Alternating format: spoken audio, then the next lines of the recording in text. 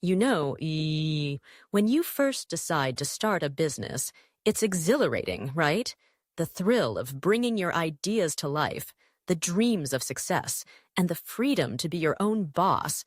It's all so intoxicating. But then you hit this wall called business structure, and suddenly you're standing there, staring at it, wondering what on earth it means and why it's so important. Let me tell you, choosing the right business structure is like picking the foundation for your dream home. Get it wrong, and everything else is built on shaky ground. Let's break it down. First up, we have the sole proprietorship. This is the simplest, most straightforward structure you can choose.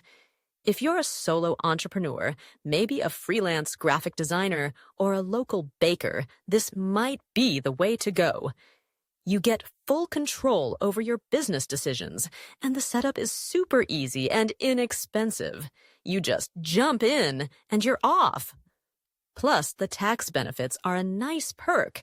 You report your income on your personal tax return, which can simplify things a lot. But here's the catch. You also carry unlimited liability. That means if your business runs into trouble, your personal assets are on the line.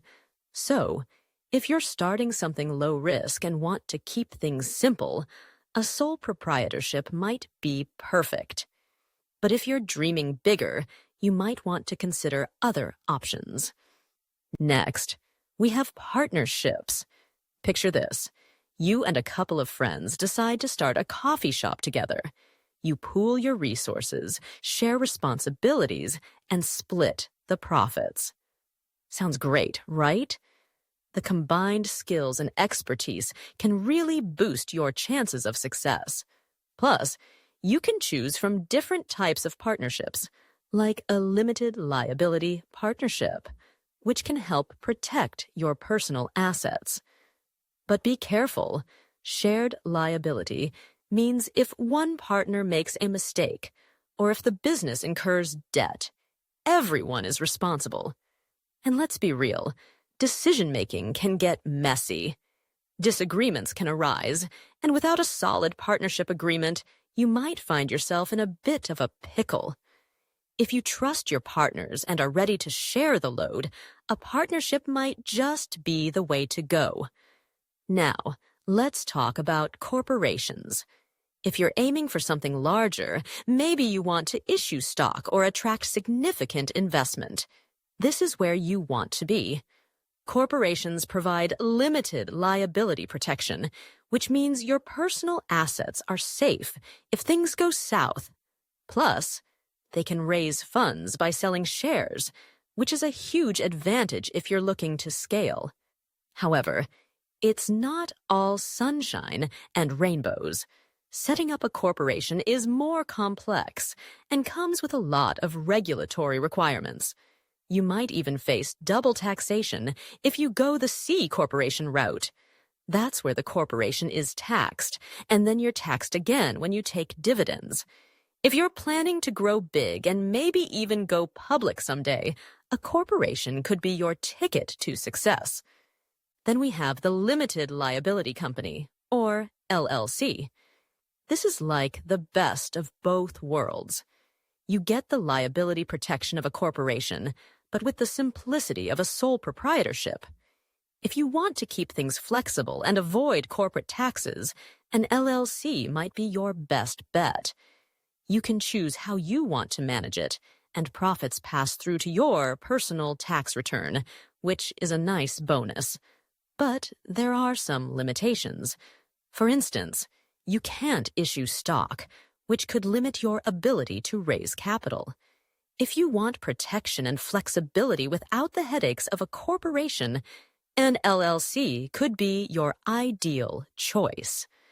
Now, let's not forget about cooperatives. These are for businesses focused on serving the needs of a specific community. Think of a local food co-op where members have a say in how things are run. Everyone has a vote and profits are shared among members.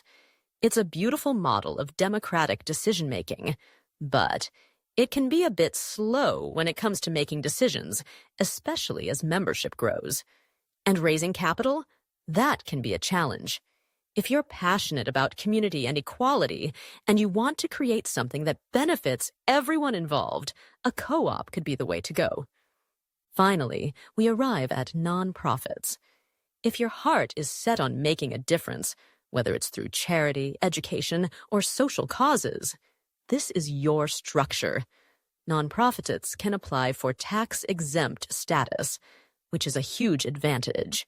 You can receive grants and donations, and your focus on the public good can attract supporters.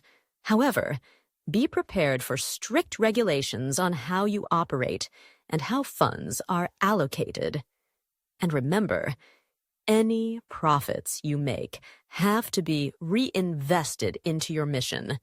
If your primary goal is to serve a social cause rather than generate profit, a nonprofit could be the perfect fit.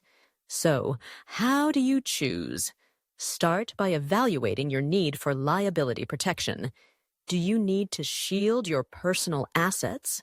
Then look at the tax implications. How does each structure affect your taxes? Assess how much capital you need to raise and think about your long-term goals. If you plan to grow, some structures will serve you better than others. And don't forget about the administrative complexity. If you want to keep it simple, some structures will be less of a headache than others. Ultimately, choosing the right business structure is foundational. It affects everything from liability and taxes to how you operate and grow. So take your time, weigh your options, and make an informed decision that aligns with your goals. Because when you build on a solid foundation, you're setting yourself up for long-term success. And isn't that what we all want?